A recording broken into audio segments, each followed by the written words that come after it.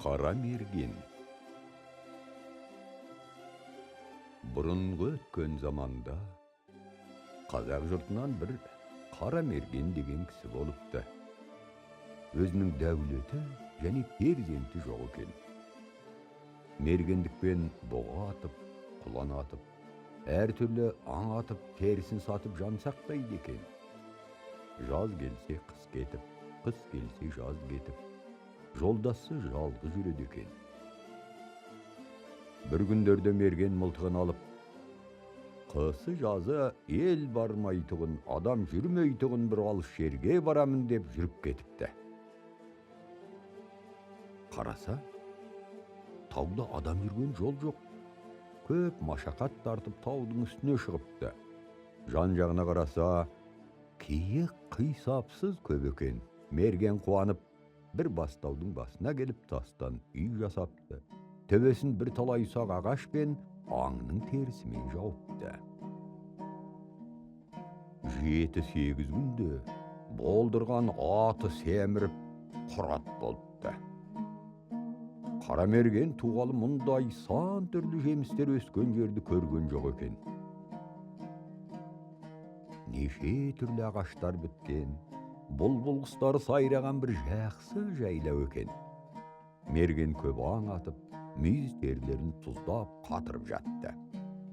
Bir күні мерген бақырын асып, ет пісіріп түнде отыр еді, бір нәрсенің жүрген дыбысы естілді. Мерген, бұл немененің дыбысы? Бұл жерде адам жоқ еді деп қайран болып тұрса, бір көк көйлекті қатын кіріп келді. Ешбір жауап қылмай, бір тізерлей отырыпты. Қараса, түсі сары, көзі ала және екі көзін мергеннен айырмайды. Мерген ойлайды, бұл немене? Тағы болып өскен адам ба? Жас күнінде далада қалып, бір зияндас нәрсе ме? Деп әр түрлі ойға кетіп, қауіптеніп отырды. Bir уақытта сорпасы, бақыры шұрқылдады. Мерген бақырын түсіріп алып, етін жеді. Қатын екі көзін мергеннен айырмады. Енді мұның не екенін білейін деп, үлкен селебе пышағының ұшына бір домалақ ет шаншып алып, мә деп қатты ақырды. Үндемей, жең ұшынан қолын көрсетпей етті алып қатын жеп қойды. Әлден соң, және бір үлкенірек етті шаншып, мә деп тағы ақырды. Тағы да үндемей алып жұтып қойды. Мерген білді. Бір зияндас не бекен ғой деп қауіптеніп көзін айырмастан отырып етін жеп болған соң қолына селебе пышағын алып қатты ақырды. Шық, жатамын деп. Қатын көзін тігіп тұрып, әрине деп малдас тұрып отырып алды. Әлден соң мерген мылтығын алып және ақырды. Шық, жатамын деп. Қатын әрине деп түргелді, артымен шығып жүре берді. Мерген сығалап қарап тұрса, қатын аяңдап бір белден асып кетті. Мерген тұра салып иін жығып жіберіп, қашамын деп ойлатты. Қой, мұның жарамас. Қашып барып, ұйқым келгенде жатармын, ізіммен келіп өлтіріп кетер. Не де болса, қайда қылып, аңдып жатып, мылтықпен атамын деді. Уағаға шиіп, кісіге ұқсатып, үстіне киімін жауып, ер тоқымын төсеп жатқызды. Және бөркін кигізіп, өзі барып, мылтығы тиетін жерде бір шұңқырға жасырынып жатты. Bir mezgilde, күн бұлттанып қар жауып та, жердің жүзін ағартып кетті. Bir уақытта аты арқанда тұрып бір нәрседен үріккендей болып дүбірледі. Қараса, қатын аяңдап келе жатыр. Не де болса, бір атып өлемін деп мерген бұғып жатты. Қатын келді, кісіге ұқсап жатқан ағашты. Әрине деп бас салды. Ағаш салдыр етті. Қатын түрегелді, жан жағына қарап тұрды. Мұның жалмауыз екенін біліп, мылтығымен мерген атып еді. Қатын әрине деп оқ тиген жерін қолымен бір қойды да қарап тұрды. Мылтықтың дауысы қайдан шыққанын білмей қалды. Жан жағына қарап тұрды да Qатын ізімен қаша жөнелді. Мерген мылтығын оқтап алып, және бір атып еді. Қатын баяғысындай әрине деп оқ тиген жерін қолымен бір қойып қалды да секіріп, жан жағына қарап желе басып жүре берді. Қатын бір белден асып кеткен соң, мерген жүгіріп келіп атын ерттеп мінейін деп ер тоқымына келсе, кісіге ұқсатып жатқызған ағашы пышақпен кескендей болып кертіліп бөлек болып қалыпты. Мұны көріп мерген жанынан үміт үзіп қорқып тұрды. Және ойлады, қарайыншы, егер мылтықтың оғы өткен болса, қан аққан шығар. Егер қан ақпаса, Құдайдың маған берген қазасы ғой деп атқан жерін қараса, бір-бірлеп қан тамшылап ағып қалған екен. Мергеннің көңілі аз қуанғандай болып, таң атқан соң ізмен бірге аз жерге барып еді, алдында бір үңгір тас көрінді. Қатынның ізі сол үңгірге кіріпті. Мерген мылтығын қолына алып дауыстап әрі-бері жүрді.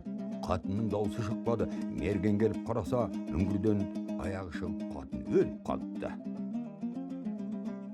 Аттан түсіп, аяғынан тартып алды, қараса, дамбалы жоқ. Адамнан ешбір бөтен жері көрінбейді. Бұл қалай? Қолын көрейінші деп қараса, екі қолының алақаны пышақтың жүзіндей көк темір екен. Саусақтарының ұшы найзадай өткір тасқа кіріп кетеді екен. Мерген бір қолын кесіп алды. Мұның бір керегі бар шығар. Бір жақтан келіп қалар деп атына мініп жүріп кетті. Бұрынғы атқан аңдардың терісін, мүйізін бір жерге жиып қойды да, мұнан басқа бір тауға келді. Қараса бұғы марал көп екен. Бір бұғын атайын деп жасырынып келіп мылтығын кезесе, қолы дірілдеп ата алмай, бұл не хикаят деп басын көтеріп қараса, атқалы тұрған бұғының бергі жағында бір қамшыдай ақ нәрсе қимылдайды. Не де болса атамын деп мылтығын алып атып еді, жоқ болып қалды. Келіп қараса, бір жылан екен, басы үзіліп түскен екен. Басын кісесіне салып мерген және жүріп кетті. Бұл тауда тағы да өқ жыландар бар шығар. Өзге бір тауға барайын деп келе жатса, саны жыбырлапты. Біраздан соң саны ауырыпты. Не болды деп қараса, кісесі тесіліп қалыпты. Тоны, шапаны, шалбары, дамбалы тесіліп, жыланның басы санына батыпты. Басты қорқып, тастап кетті. Кешке таман және бір тауға келіп қонды. Ерте қараса, бір өзенге ел келіп қонып, бесін байлап жатыр. Үйлері әппақ күнге шағылсат. Мерген мұны көріп қайран қалып тұрды. Бұл қалай? Бұл жерде ел жоқ еді. Қайдан келіп қалды? Жау ма? Ел ме? Адам ба? Пері ме? Енді не де болса барайын. Мені бұларда көрген шығар деп атынан келді. Жылқышылар құлын қуып жүр. Құрықтары алтын, күміс. Біреуді мергенге көзін салмады. Бір бурыл сақалды адам ебайлаған желінің басында тұр. Мерген соған келді. Қараса, желі арқан жібектен. Мерген келіп сәлем берді. Аузы қимылдағандай болып сәлем алды. Дүниенің жүзін қап-қараңғы болып тұман басып кетті. Еш нәрсе көрінбей мерген иманын айтып жанынан үмітін үзіп тұрды. Bir мезгілде атын біреу жетектегендей болып, атын бұрды. Bir жерге келіп қолтығынан тартты. Түс дегендей болып, мерген түсті. Жүр дегендей болып, мерген жүрді. Bir жерде есік ашылды. Мергеннің мойнындағы мылтығы алынды. Мерген кіріп келсе, бір үлкен үй, алтын күмістен бақандары бар. Атла, жібек, кілемдер төселген, көрпелер қатарланып тұр. Жүктің үстінен 9 қабат торғын көрпе өзі келіп төрдің алдына салынып жатыр. Ешбір жаны бар нәрсе көрінбейді. Мерген келіп есік алдына отырайын деп еді, бір нәрсе келіп көтеріп тастады. Отырғызбай етегінен тартып қалғандай болып, төрдің алдына шығарды. Мергеннің есі кетіп отырды. Bir мезгілде тамаурын өзі келіп, дастархан өзі жазылып, неше түрлі жемістер салынып, шай құйылды екі шыныға. Bir шынының екпен ішті, bir шыны өзі құйылып, өзі ішіліп тұрды. Мұнан соң bir күміс шарамен қымыз келді. Ішуге алтын аяққа құйылып тұрды. Мерген ішті. Bir мезгілде мерген тойдым деді. Қымыз көтеріліп кетті де, bir tabak kazık arta geldi. Mergen oylады. Meni semirtip koygalı oturgan bir nerse koy ne de bolsa jeyin dep doygança jey. Jana ortadan talav geldi. Neşe türlü jemis de var. Mergen jani jeydi. Endi toydum, eş nerse jemeymin. Sizler ne kılgan jansızlar? Munşama meni hurmetledingizler. Tuğalı körmөгөн sıyımды gördüm. Jemegen tamagımды jedim. Endi meni öldürseňizler de közüme körmüsüňler eken deyip. Eş nerse görünbeydi. Dasarhan jeyilip ketdi. Bir kümüs kumgan geldi. Bir şılapşın geldi. Koluna su yıldı. Mergen kolun juldu. Bir ayak torgundan jasalgan sölgü oramal gelip aldına salbırap durdu. Mergen kolun sürtüp bolup aytdı. Men misafir çarşap yürgön adam edim. Bir kiz bolsa atımның artına barıp dalıp jatsam ekem. Allah razı bolsun, munça görmөгөн jakşylykty gördüm. Hiç şahit olmadı. Mergen yığılarını bilmey oturdu. Tüzgü oturayın dep dala kaşıktı. Karasa at arkanda alıp dur. Yer tokmu jıyılıp, onun üstünde maltığı suyayıp dur. Özgü hiç nerse közüne göründü. Mergen oyladı. Ne öyle mi? Ne bolmasa körmөгön jakşylykty körerim dedi. Үйgө kaytıp gelip kirdi. Mergen kirgen çıkkan mezgilde esi gözü açılıp jabılıp durdu.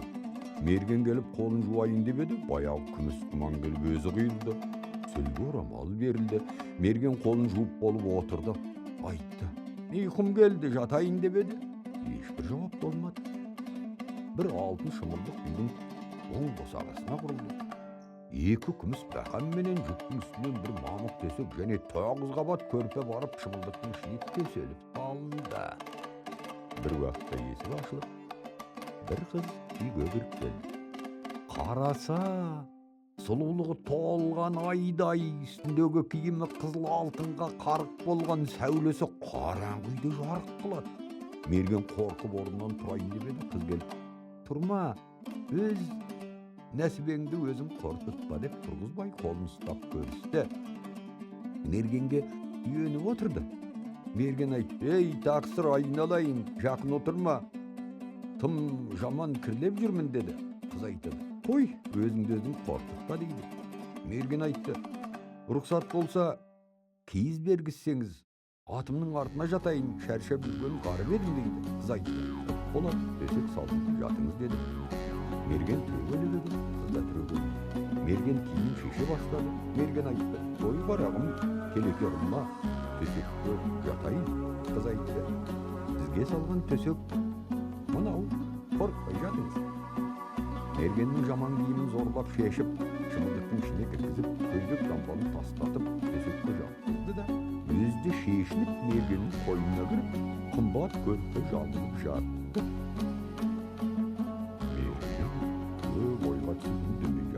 Kız aytdy, sen korkma, men sagan katyn bolamyn. Öz katynızday görüp jatyňyz. Mergenniň köňüňde kuwanyp turdyk. Endi karagym jaýyňda aýtçy, ne sebepden osynday jaman kiyimden men garypdy laýyk gördüm. Kız aytdy, biz köşkeli jerde bolamyz. Elimizdiň gadeti adamzat ýürmeýän jerde ýüremiz. Eger kapıda adamzat görse, dogan kız berýär. Ol kızdyň äkesi bir jerde kakşa bolady. 18.000 galamda adamzatdan hasiyetli nerse bol ekenini bilmeýsin. Endi gün çykkança ýykmaýjak. Erten biziň endi bäri gelip görsek, budan ardyk syý göresiz. Eger ýyktap ketse, menen aýrylasyn. Mergenniň köňüli ese şakta, muradyn bir mezgilde mergen suya şokta. Kız türgölüp turip, asıl şıkty mergenge ýok, esik açyp çykardy. Karasa, atынан baska hiç nerse görünmedi. Duman baskanday bolupdy. Mergen kaytyp gelip tösekke kirip jatdy da, kız menen köz boýuna kendisine şokdy. Karasa, duman açylar, özün tolgan ägawul köp mal bäri görüp durdy. таң ағарып келе жатыр екен. Мерген қуанып үйге кірді. Енді ұйықтамай-ақ таң атар деп қызбен құшақтасып жатты. Қыз айтты: "Ұйықтамай жатырмыз, таң қазақ қалды." "Ойбай қарағым, не қылып ұйықтайын?" деп Мерген қызды қатты құшақтап жатып, сорғайнап көзі ілініп кетті. Күн шығуға таянып қалды. Қойында қыз да жоқ, баяғы үй де жоқ, бәрі де жоқ. Мерген ойбайлап жылап, "Бұл немене түсінбе?" деп жан-жағына қараса, от арқандаулы. Еріне мылтығы сүйеулі қалыпты. Жамбасының астында басы көзді қалыпты. Айналған есікке сыртты. Мерген жылап айтады: "Ойбай қарағым, қайда кеттің? Мен ұйықтағаным жоқ" дейді. Қанша зарлық қылды, еш нәрсе болмады.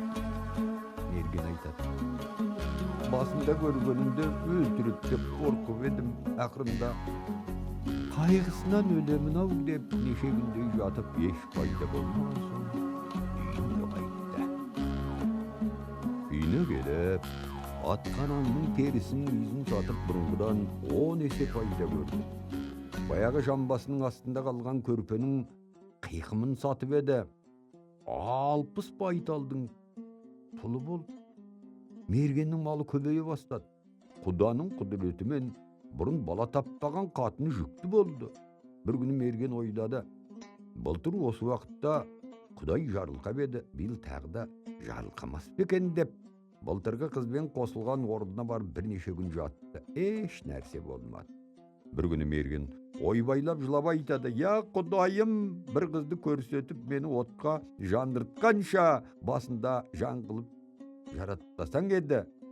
Қызбен таң атқанша бірнеше ауыз ғана сөз сөйлестім. Әрбір сөзі бұрынғы өткен ғұмырымнан артық еді деп кейіп, неге ұйықтадым" деп пұшайман болып отырды. Жылап отыр еді. "Қара Мерген" деп біреу дауыстады. Дауыс қай жағынан шығады деп алаңдап тұрып еді, аспаннан дауыстады: "Ей сорлы, енді жылама. Bir сағат ұйқысыз қала алмай менен айырылдың. Өз обалың өзіңе. Енді 1000 жыл жыласаң да менен саған пайда жоқ. Әуре болма. Былтырғы аманатың мінекей. Жақсы қылып асыра, қор болмасын" деп ғайып болды. Мерген қараса, бір алтын бесік түсті, ішінде бір ұл бар. Мерген мұны көріп ойбайлап шақырды: "Bir сөйлесіп кетсең айналайын қарағым" деп еді. Ешбір жауап болмады. Мерген неше күн жылап үйіне баласын алып қайтты. Үйіне келіп, үлкен той қылды. Ақыры бұл Мерген қисапсыз бай болып, һәм хан болып дүниеден қайтты. Мергеннің өз қатынынан бір ұл туды. Әкесінің орнына хан болды. Перден туған бала жас күнінде көз тиіп дүниеден қайтты.